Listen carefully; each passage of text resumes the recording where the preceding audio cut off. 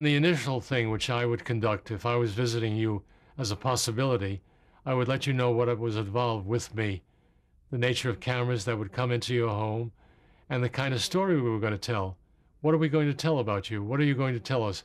You're going to stop by here, the photograph of your daughter. What are you going to tell me? How are you going to get this in? And what do you have a pitch that you want to make? There might have been a charity that they were trying to push. So as you got through it, you'd begin to walk it through, and then it'd be a writer, so-called writer, who would take down the notes of what I would be asking. And then you're going to walk where? Why are you going to go over there? And then you're going to pick up the candelabra, and you're going to say this. And I would cue it all, and it'd be copied down to a script. The script then would be exchanged as it had been developed once, and it would be exchanged later that week. I might not be in the same city, but it would be exchanged. In addition to which, there was a still photographer who came to your home, and he would take the exterior of your house. I didn't want to waste a camera by being outside with it.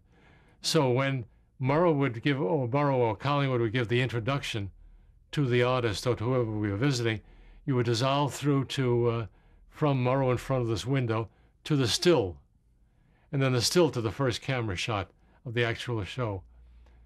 And that's the way you would do it. How long would you be camped out in someone's house? Well, you would take a whole day to shoot it and then do it. But person to person was two 15 minutes per half hour.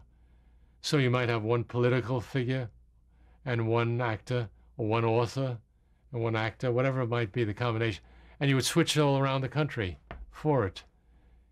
One segment might have come from Chicago, another one from Los Angeles. Leonard Bernstein might be one place, Duke Ellington might be another place. Did people get stage fright?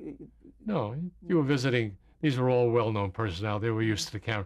Besides which, by that time, they were aware that this was a camera, and they're all, privy to what you were going on. Did you also bring their families in, their children? Well, whatever the script called for, and that would be there. So after I did the initial thing, I would then return to New York or wherever it might be, where we would do a run-through during the day. Friday afternoon before it appeared live, there'd be a run-through of what took place, what was going to take place. And then to protect Burroughs, as I said, protect anyone for saying we rehearsed it thoroughly, to get the feeling of it live, that you were doing it for the first time on the air, I would read the questions. And then when I'd complete it, we would take a time on what we had, whether we wanted to add any time, take any camera corrections we had, all along now going out to the locations, and then it'd be over with.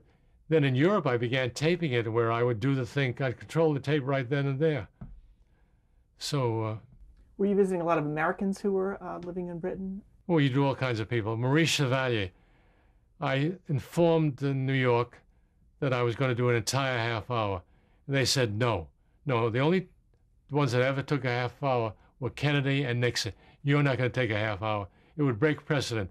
Why are you taking a half an hour? I said, because I can't tell the story in just 15 minutes. I had visited him in Malmaison, where he has the home. And then as they walked up the steps, he had a photograph of every woman he'd ever been with.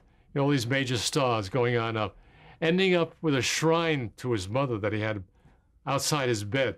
And I knew there was no way I was going to get into any of this without a half hour at least. And he was extraordinary. He was very funny, and it was a delightful half hour. So what I did is I shot a half hour. There was no room for a commercial break in the middle. CBS, when they got the material, was stuck with what I sent them, and they knew that it had to be a half hour. So there was no commercial break in the middle. They had to give me the whole half hour. If the man's walking up the staircase, you can't cut away. So Chevalier, because I got some things about Chevalier, had not been permitted to visit this country. Because, again, like the McCarthy thing, he had performed before the German officers. What had not been given to him was, the truth was that, Mr. Chevalier, you want to appear before the Frenchmen that we've captured? Or whatever, you've got to appear before a German camp.